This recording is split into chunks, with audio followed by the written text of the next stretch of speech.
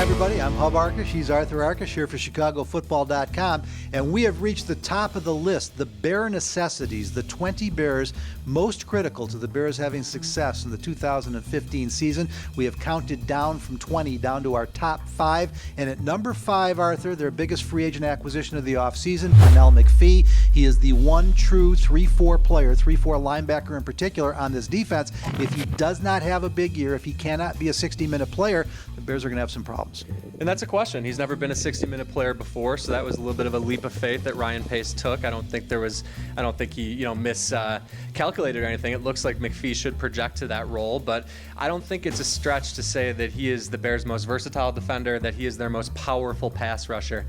Vic Fangio needs both of those things desperately. He needs someone who can create turnovers, and I still remember Pernell McPhee's introductory press conference. He said, what word, sort of embodies you? And he said violent, and that's another staple of Vic Fangio. It's a defense that opponents don't want to play, and they're counting on Pernell McPhee helping make that the case. Two things to watch here, though. He is a 4-year veteran with 6 career starts and 16 career sacks. That, and also, depending on what the Bears find at the 5 technique, he's a guy who can play it in Vic Fangio's system, and if they don't have enough elsewhere, he may not be able to stay standing up all season long. Yeah, it's a great point, and we'll have to wait and see as we get to camp what they've got going up front. But McPhee, I certainly anticipate, will be on one of the ends in a down position in all the sub packages, maybe along with Jared Allen on the opposite end. So, yeah, he brings flexibility. You'll see him off the edge. You'll even see him rushing from the middle from a 2-point stance, and then he can play every position on the line.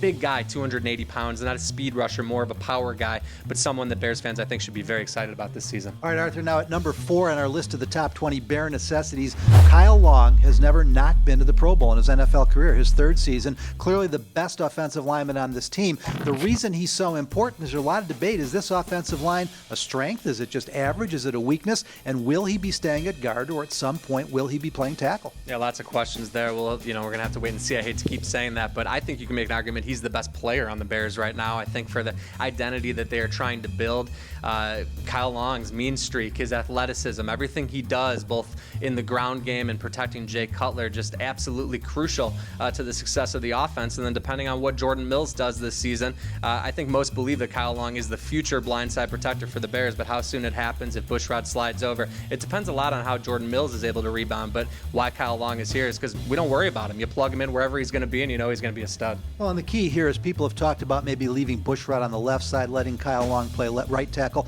That makes no sense. Right tackles aren't that hard to find, even though the Bears may have a weakness in Jordan Mills. He's either going to be playing guard or left tackle, and I would not expect the change this year. Now, number 3 on our list, similar story on the defensive side of the ball. Jeremiah Ratliff, the one experienced down lineman in a 30 front. He was a 0 technique, a nose tackle in Dallas, went to 4 straight Pro Bowls. And Arthur, not your typical nose tackle, but the way Vic Fangio plays the 3-4, a perfect fit for what he wants to do. And he's not your typical most important defender on the Bears. He's 34 years old. He hasn't played a full season in I think about 3 or 4 years, but we've seen flashes of the dominance still last year. You remember him just owning Mike Pouncey against the Dolphins, that dominant half of football. And the bottom line is that without Jeremiah Ratliff, like you said, there's no experience. You don't have a lot of answers. So whether he's in the middle, whether he's on the end, they need him to be healthy. They need him to be a leader and sort of pass on some of the experiences that he's had through the years to a lot of these guys who've really never done it before. At number 2, Matt Forte. Maybe there's some conversation about whether he comes back as a Bear after this season.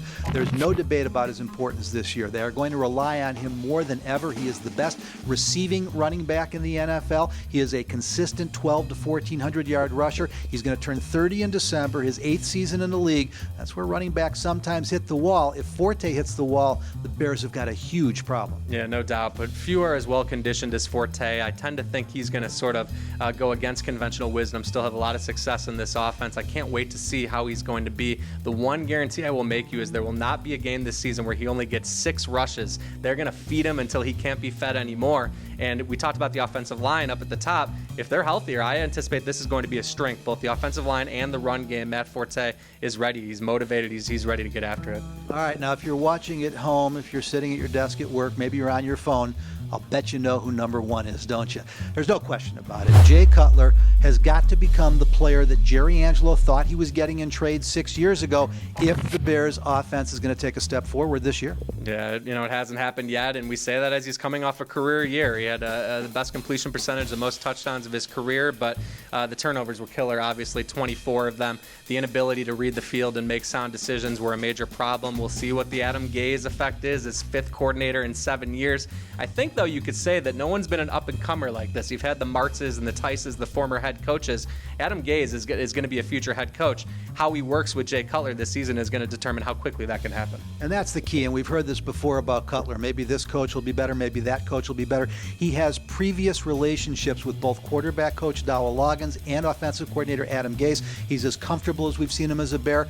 There is hope, but there's been hope before. He is number one on the list of Bear necessities for the Bears to be successful this year, and that completes our 20 Bear necessities. But for the best in Chicago Bears coverage, all preseason long, all regular season, really 24/7, 365 days a year, you got to stay right where you're at ChicagoFootball.com.